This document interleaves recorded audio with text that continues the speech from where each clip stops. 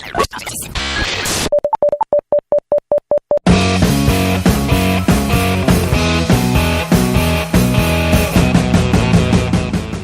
to you from a portable microphone, this is Don't Get Me Started. This is a conversation about advertising. And here is your host, freelance creative director and creative circus department head, Dan Balser.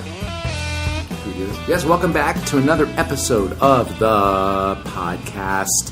Okay, so if you listen to the last episode, assuming these are published in the order they are recorded, it's the same white noise, it's the same background noise, it's the same room in which I had a wonderful conversation with Karina Falusi at Mother on the west side of New York City's Midtown. Just a short jog?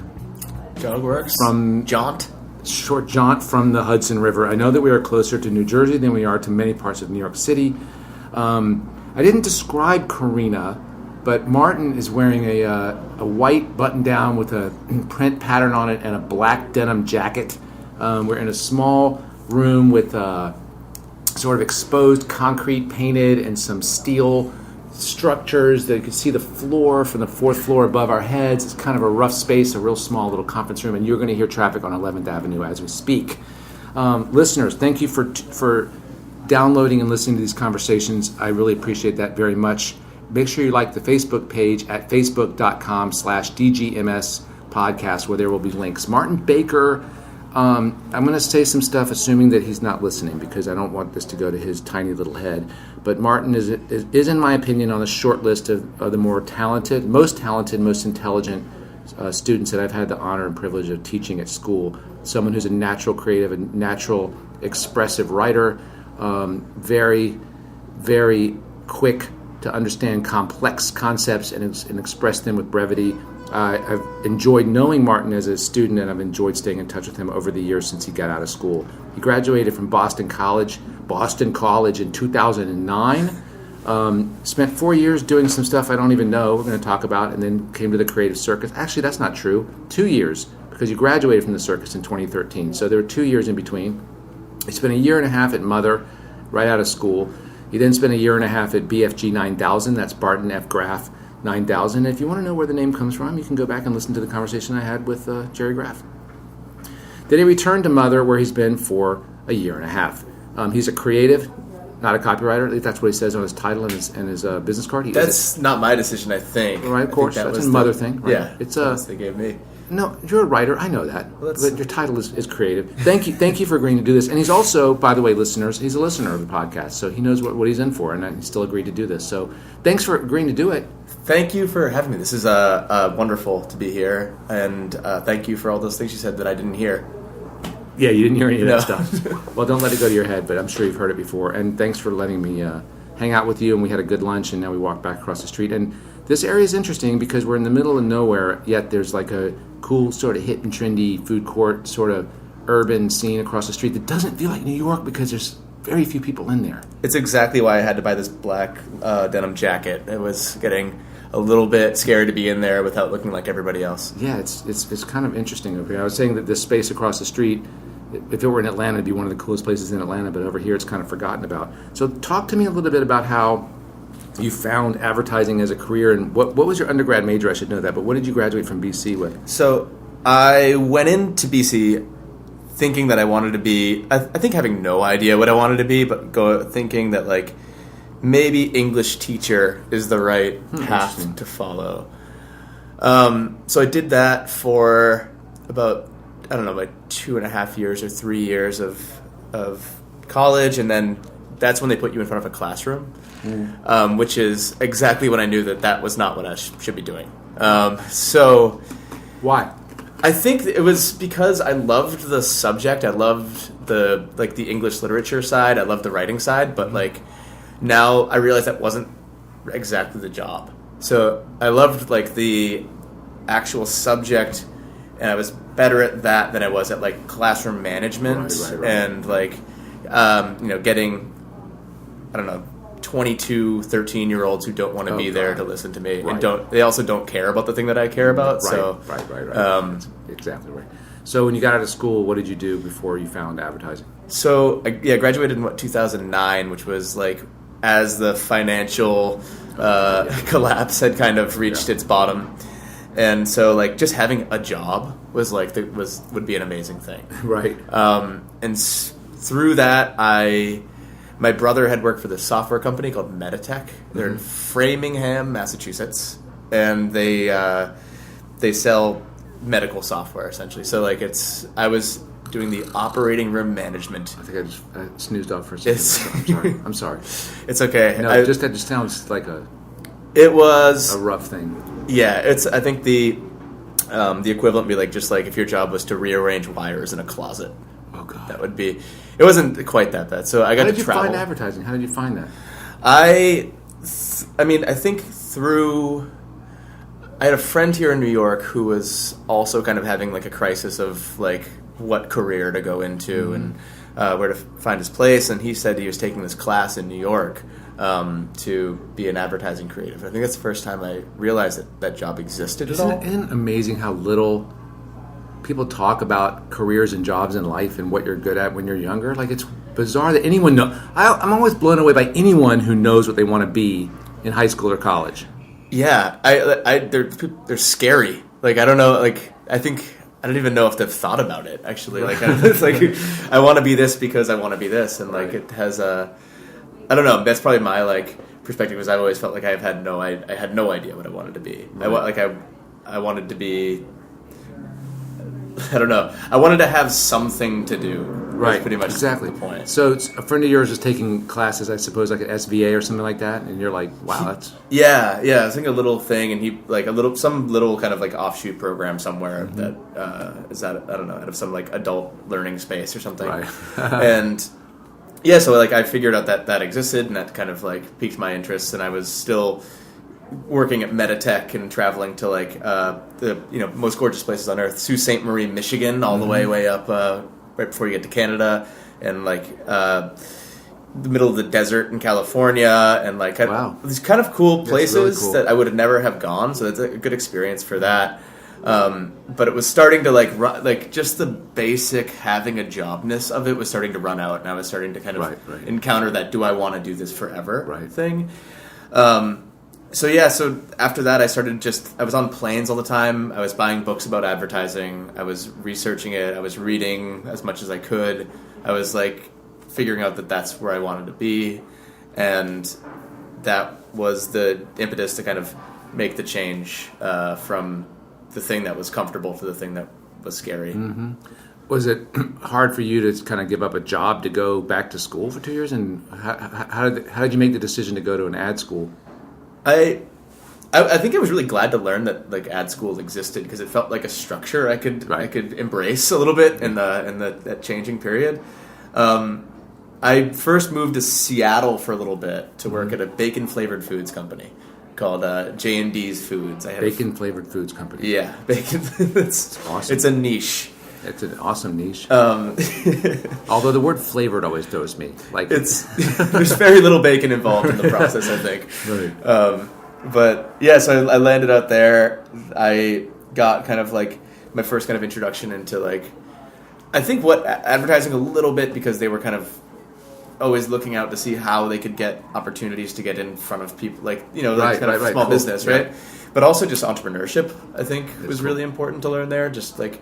You have to be good at so many things, and like you can't plan. Like, there's one thing between like kind of corporate job where you have your schedule, you show up at these times, you do this thing, and as long as you do that, things go fine. Mm-hmm. And then there's the kind of entrepreneurship angle, which is like the world's gonna throw shit at you, and you have to learn how to respond to that and do it in the best way possible without like your schedule matters, but only like 20%. Right. That's very interesting. So, do you retain any of that mentality that as a professional? I hope so. Yeah. I think so. I think it's just it was a education in like how malleable the world was a little bit. Like that's very interesting. You could, if you had an idea and you wanted to do something a certain way, as long as you just committed to it and did it, you could make your way. That's really interesting. I don't think that young people think about that. I don't think that we think about when we're younger that the future hasn't been written.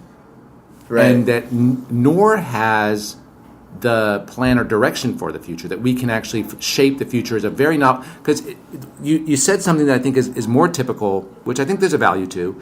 I'm going to do that because there's a structure to it, right? I want to go to this school because there is a school, and they're going to tell me what I need to do or whatever. But I think at the same time, it's important to remember that you can write your own, for lack of a better term, life curriculum or whatever, and figure those things out as you're going. And I don't think that people, I think you understand that theoretically, right? Like, I don't think people internalize that fact that like something can change. Like even this stupid 10-year experiment, these conversations, and I'm not sure there's any value to anything I've ever done, but history will decide that. It's kind of a liberating way to think about things. Right. Yeah, it's like I think that there's the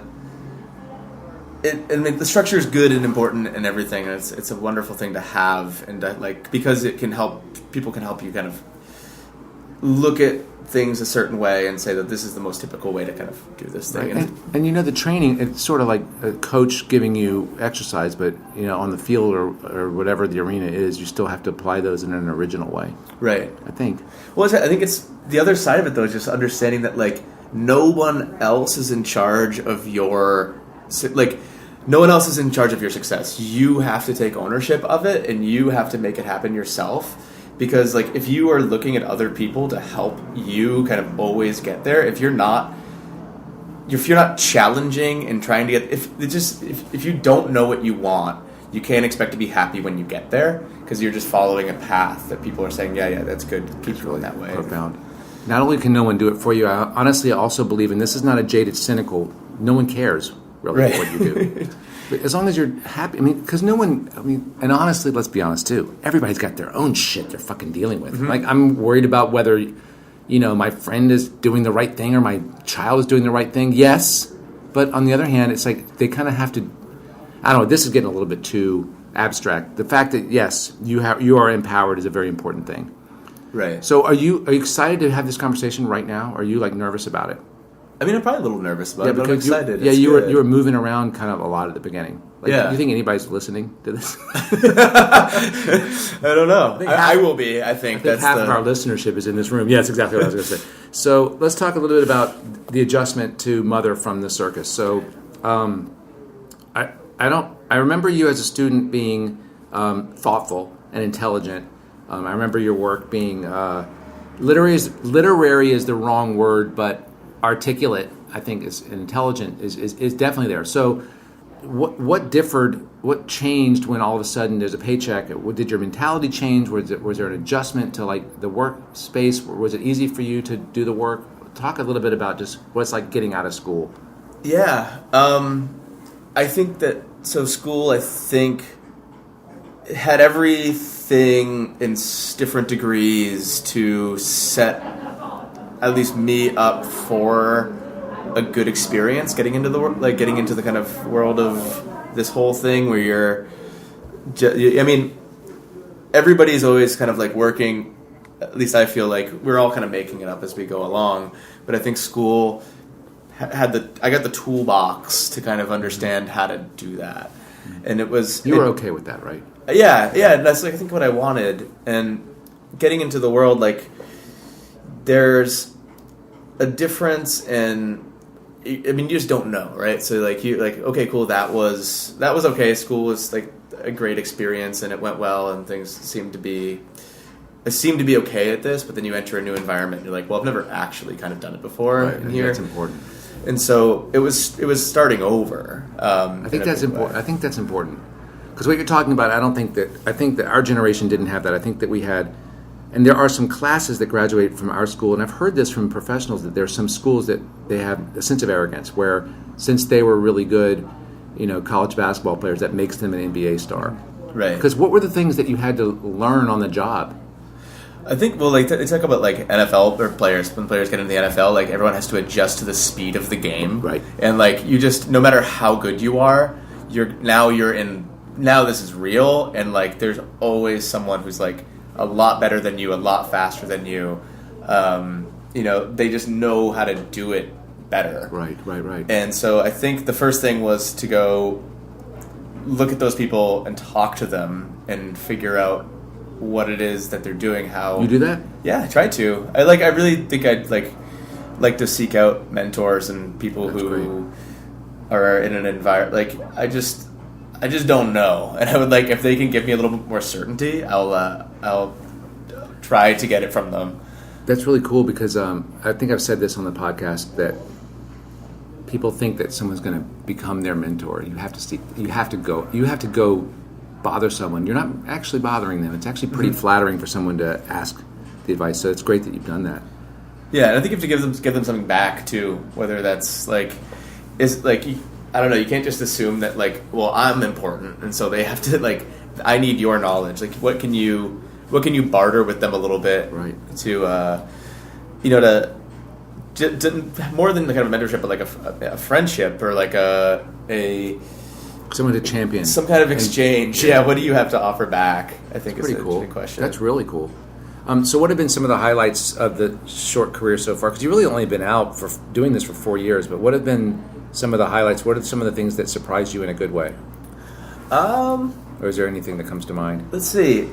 I've been surprised, and I mean, just the opportunity to wake up in the morning and have no idea what I'm doing that day, and putting myself in positions where that can continue to be true, has been the thing that's been, I think, it's just great about the job. But it doesn't get boring. I think that's the real highlight, is when you have to go out, whether it's you're shooting your first TV spot, and you have to you have a thing that you want, and then how do you get in the situation and make sure that you get the thing that you want out of it. You like doing TV? TV's great. Yeah, it's really fun to cross the hurdle, and from when you go from kind of thinking about something to making something. Yeah, it's a very different thing. And it's hard. If you found it difficult to well, not difficult, but you had to learn to be consciously active to make sure that when you're making it, you're still creating what you thought you were creating or what you felt when you created it. You know what I'm talking about? Executing your vision. Stay true to the thing that you think is good about it. Yeah. And you have to defend it. You really have to dig your heels in sometimes and try to, or I think that there's so many times to look at the process of making something and say, okay, now it's done. The script is written, now it's done. My part's done. Or we're here shooting, now it's done. Or we've got the footage, now it's done. Every part of the process, you have to come in pretty vigilant and making sure that it stays good. It can go bad at any time, right? And you really have to look at a shoot day is not a time to sit back and go, okay, now it's being filmed, but it's you have to be on point and creative problem solving the whole day, and then thinking of different ways to do it. You don't know that the script that you wrote is going to be any good until you have it. That's really interesting, because that's happened to me on set, where the script was performed properly, but it needed something. And we ended up writing a line, a kind of a button at the end of a spot on set that changed the spot, fixed the spot. And it's also kind of equate TV production for me personally in my memory. I went to the Olympics in Atlanta when I was there, and these guys train for. We went to a bunch of different events, but for the most part, they're training for years for 10 seconds. Yeah, that's really the, and boom, it's metaphor. Over. It's over. And the crowd might have missed it, but that was it. That's now go back to Belarus because you just finished everything. And on a set, for me, I got the ADD real bad. To pay attention while they're lighting and blocking and setting up, and the actors are getting makeup, and then all of a sudden, okay, now it's a go to slip back into that creative space and be really aware to direct the right way and hear it the right way. It's important. This is a little granular, too much ad talk, but I just think it is cool to say that it's exciting. It's exciting. I'm happy to hear you say that you're excited at the fact that you don't know what's coming, because I think a lot of people might be anxious at that fact. Yeah, I mean, there's anxiety in it too, of course, right? But that's the thing that's it makes you respond. It makes you respond and have to be ready. And then if you can get through everything, it's that. That's why I think the end of a shoot day feels so great, is because you've done everything you can to try to ensure that thing's going to be fantastic. What's your favorite medium, or I don't even like the word medium, but what do you enjoy doing as a writer the most right now? What are you excited about? And what do you feel is the most fulfilling for you as a writer? Is it television? Is it TV's always fun. I mean, I know what I know, right? There's probably something that's coming around the corner? That's like, yeah, some new. What accounts thing. do you work on right now? I'm working on Stella Artois predominantly. We've been doing some work for Netflix. So, is it mostly broadcast? Is there print involved? I'm just curious, like, how you're able to flex your muscles and if you're being fulfilled as a writer. So there's the mandatories, right? So it's like there's broadcast stuff, there's like out of home stuff, there's the kind of media plan of a campaign. But I think we're always trying to.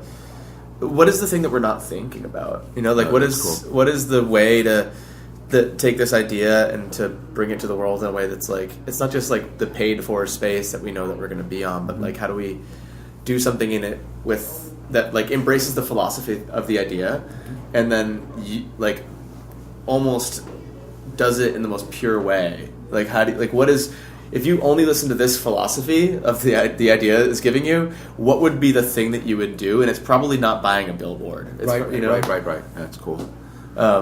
So that's what with everything. I think you try to like look at it and I think dissect like what do we and our clients really want out of this? Because it's like it's not a TV spot's not a TV spot. It's a chance to like get this message in front of people in a way that we know they're going to pay attention. Yeah, it's no longer a passive sort of announcement. It has to be something that engages. All right, can we switch gears for a second? Can I ask your help for something? Sure. So I'm going to try to phrase this question in a way that's respectful to my current students. So the current student that we have has come up in an education system that kind of has told them what they need to know. So the high schools are teaching them to tests and all that kind of stuff. So if I have a student, you're sitting in my class as a guest or you're a teacher and they say, which one should we do? Or this is the one that you liked. What are the deliverables? How many do we need to show? All these questions come up all the time. What lesson would you tell students about going back to sort of this entrepreneurial thing? Because I understand where they're coming from. Like they're used to the teacher telling them, "I need 5 ideas, and I need you to do them. In each one I need a print ad." It's not a way. That's not anything that you ever asked for. I don't remember people 5-10 years ago asking for that specific sort of expectation of what the teacher's going to tell them or what a creative director. Have you ever had a creative director tell you how many ideas they want to see? No, it's not something that happens. It's like what do you want to make? Like, show things that you really want to make, right? So it's like, oh, that's cool. How many of those are there? Maybe it's 2, maybe it's 10. But as long as you really want to make, that's cool. So, because one of the things that really frustrates me is I had a student come into my office and show me she was stuck. Really, really talented writer. Really stuck because the teacher had found something that they thought was a really great idea. So it was, I'm going to give the example, and I'm not going to say anybody's name. So it was a spec idea for Bed Bath & Beyond. And the teacher said, the ampersand is so cool. The ampersand should be the thing you build around. Like it's Bed Bath & Beyond. It's like, that would be like the Bed Bath & Beyond's version of like the Nike swoosh is the and. Mm-hmm. So do something with that. So she comes into my office and she's like, well, the teacher told me to work on this. And she's like, it's like sand. There's nothing in it. Like there's no idea to support what that thing represents to me. She's like, I keep coming back to like some product versus some other kind of crazy other product. And there's no idea in it. But she's like, but he told me to do this. Like he's expecting to see this idea. What would you say if you're sitting in the office hearing that from her? Because that's a little different. It's a tough one because I don't think any student should be doing what anybody tells them to do. I agree. Like your book's not for anybody else but you. Right. And it's not even for the agencies you're sending it to. Like I think, at least when I was in school, I was like really worried about like getting through the filter, right? So like I want my book to clear someone's filter where they say, okay, I would like to have you in an interview or whatever. I just wanted the acceptance back from the world that was like, because you're kind of there for it, right? And that's important. I think that's actually really important. But I think it's also so important to look at your work and because that I think if you only care about that, you're going to make the kinds of things that you think that they want. Right. And you're going to not, like, I think the reason that we want to get into this job, the reason that anybody wants to get into any job is because it's like you want to ensure your day-to-day happiness. And you want to make sure that you're doing something that you care about in order to have that. And so, like, you also have to, like, if your book needs to come from you, because you need to filter too. Like, you don't want anybody to offer you a job and just go wherever and fall into it. You want the place that's going to understand the thing that you care about. I think that's important. Right, I think that's true. And I do want to say, I really like this teacher. I really like him a lot. I'm not meaning to throw him under the bus. What I'm trying to get at is that exactly what you said. It needs to be the expression that you have. And I think that all of us, unfortunately, sometimes you have to find traction in something that wasn't your idea, but I think that you should find the idea that you have a passion for, the thing that you like, and make it. And I think that's the hardest thing right now about teaching, is that they don't have the confidence to set and boldness to say, this is what I like the most, this is what I want to do. So, yeah, and it comes back to just like, so there's, explore that, see if it goes anywhere, see if you like the thing that happens, and then put that down and do something else, and then bring both. Yeah. No one's going to fault you for doing something else. Like, it's more like, it would only ingratiate you to someone to say, yeah, I tried that thing, but I also have this thing. I think that's great. I like this other one better. Yeah, that's great. So, what if you were back in Atlanta now and you were going to teach it? What would you want to teach? What would you want the young people to know? Young, as if you're not young, but like, is there any? I know I kind of asked you that earlier, but I don't know if you had an answer. What you would want to teach? What's important to know? Like inventing a class, maybe, and then or another way of asking the question: what do you think is the most important thing that they can learn in school? What should they really know when they get out of school?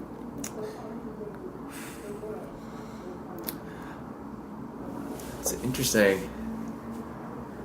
I can tell you one of the answers to that question was asked at an advisory board. And Zach Canfield from Goodby answered the question. He said, the most important thing you can learn in school is yourself. And I think it goes back to what we were just talking about, having confidence in knowing what your sensibility is. Yeah. I think that's, there's a lot of truth there. But there's also like, there's things about the job that are decidedly different about school, right? And it's amazing how much work goes into, now that you have the ideas done, basically, you have the things that you want to make. There's a whole second half to figuring out how to talk about the ideas that you want to make in a way that it will, without a doubt, help your client understand that this is going to solve their business problem. And so, like, I think that there's an opportunity to, like, and maybe this is like the job of the job is to teach you how to do that. But like an opportunity to say, here's how you frame your work. Here's how you frame it for someone, to bring them into it and to help them kind of see what it's trying to do. And isn't it always about playing back proof that you listened to them first? I think it is, yeah. It's like that you've truly cared about and understood their problem. Right. I think there's like there's a danger, I think a feeling in advertising, which is like, well, we do this, they do that, they don't get it. And I think that it's really not helpful to think that way, because I think about myself sitting down into, like, if the client was to give me a rundown of their business and they're like in the Excel spreadsheets and they're giving me like, I have no idea what you're fucking talking about. Mm-hmm. And so like, I need you to bring me along a little bit so I can see what you're actually showing me. Interesting. And so when we go, oh, well, this is like a creative thing, you should just get it. We're not understanding their side and not setting up the breadcrumbs in a way where they can kind of come along with you. Wow, that's awesome. And genius is not as apparent as we think it is. Exactly. Yeah, you can't just assume that someone, like, maybe when it's made, which is by the way the reason why the quote unquote best idea doesn't always win. Yeah, exactly. And they have their own motivations too. Like, if they might just like something about the one that you don't really like, and so like it's their sensibility is theirs or something, or maybe they just like. Someone might like the color orange, right, and that one has more orange in it. And, like, no one's really, no one's thinking about themselves so hard that they realize that that's a flaw or a reason that they're going in that direction. They just know that they feel like they like it better, which is way more... The feeling that you like it is so much more important than intellectually liking it. It's always true. And I don't think there's anything you can do as a young person to adjust for this reality. It's just that to know it's coming down, right? And just to be aware that... These are, and there is a way to mitigate it by understanding that there's a conversation with someone across the table who wasn't in the room when you came up with the idea. Obviously, all that's true, but I think that, like, if I'm a student trying to get a job, I'm not sure what I'm supposed to do differently, knowing that my best idea may die because the client likes orange. But that's just true, right? It's just it's not your fault necessarily. It could be. I mean, we kind of school is sort of a utopia, and you're sort of in like what's that movie? I can't remember the name of the movie where the guy lives in like a dome and everything's sunny day or whatever. But like we think that's how the world is going to be. It isn't necessarily how the world's going to be. To come back to the question about Truman what Show, the class right. would be, the Truman Show. I think the class that I think would be just a standard teams class, but in terms of the presentation, I would be a real hard ass with people taking that seriously and actually presenting things and standing by, because I think it's so important. Is it important to your creative director or to like when you're presenting to the creative director the same way? Yeah, I think you take on a little bit of different personality depending on the person that you're presenting it to. Like you figure out how they like what's the most comfortable way to work together. Like, because I think if you're getting up and kind of like being an asshole and standing and like pointing at things and whatever, every presentation it gets a little hammy. But like, I think to not just go, hey, here's a marker comp, it's on the wall. Is it good or is it bad? And I hear people reading headlines like they're reading something rather than. I mean, this is going to sound douchey, but rather than performing it and actually reading it the way you want me to read it. Yeah, I need that. Yeah, that's how your class would run. Like, I think so. I want you to sell me the work. Yeah, and then you'd have to be. Then your skill would have to be, okay, you did a great job selling that. I still think it's off track. Exactly. But you can. Yeah, right? Yeah. That's what a great creative director or a good teacher can do, right? You can sell yourself into making some pretty terrible work. Like it's nothing to do, like the selling and the work are two different parts of the same thing, and I think you have to know what you want, know the thing that you really want to make, and then really try to set it up for success. And so like if any part of that process is missing, it's gonna hinder you from making the kind of work that you want to be able to make.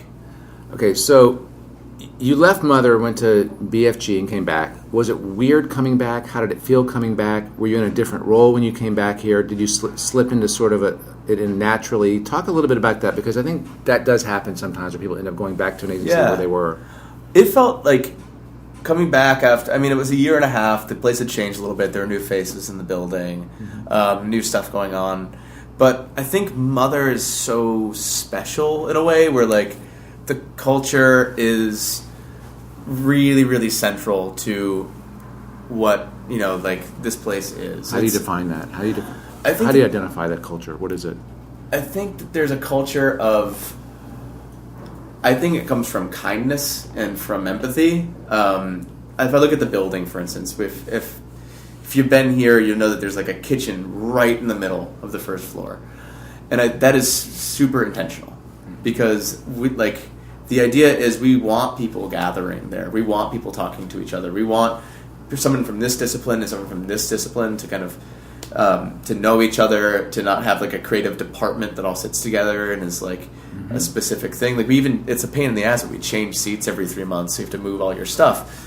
And it's, when you're doing it, you're like, oh, I wish we didn't have to. But it's so important for the culture that you know everybody and that you're not anonymous and that you are, engaged with the place. And so coming back into it was a little bit of like a homecoming, because there were so many people that I've known from, my previous time here that were still here. And it's not just the creative department. It's strategists. It's, business affairs. It's... we have mothers instead of account people, because it's kind of a dual job of account and project management at the same time. But all those people, like, it's all different disciplines, all nice. We try to hire nice, super competent people to kind of be in the same building, and just hope good things happen when you get the right personalities together. Cool. Is there anything you wish you had known when you got out of school?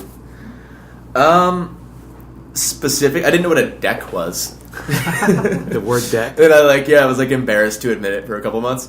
And so you just kind of didn't say it. Well, what does that nod. mean? Yeah. How do they define deck? Is that's the brief and background, everything? Or is that the presentation? It's the deck? presentation. It's like the PowerPoint keynote presentation that you're making. Right. The deck. But sometimes they're internal. They're not always client-facing decks, right? Right. A deck is any any visual presentation that you are... I just want to clarify for the people listening that also don't know what a deck is. What is your sort of final bit of advice to somebody getting out of school right now, where it's tough to get in, a lot of internships, tough to get into some of the better shops? I doubt Mother ever even hires juniors. What advice do you give to somebody who's sort of entering that that world now after paying their dues in school? I think two things. One is like just know try your best to know what's important to you. I just gave you the thumbs up. I think it's so central because like you can, if you're chasing a name on a door, if you're chasing a style of work a place makes that you like, maybe there's a lot of reasons. Just because you like it doesn't mean you should be making it or want to be making it. And like, why do you really like it? Is it because it's like everybody else loves it, or is it because you really like it? It's very interesting.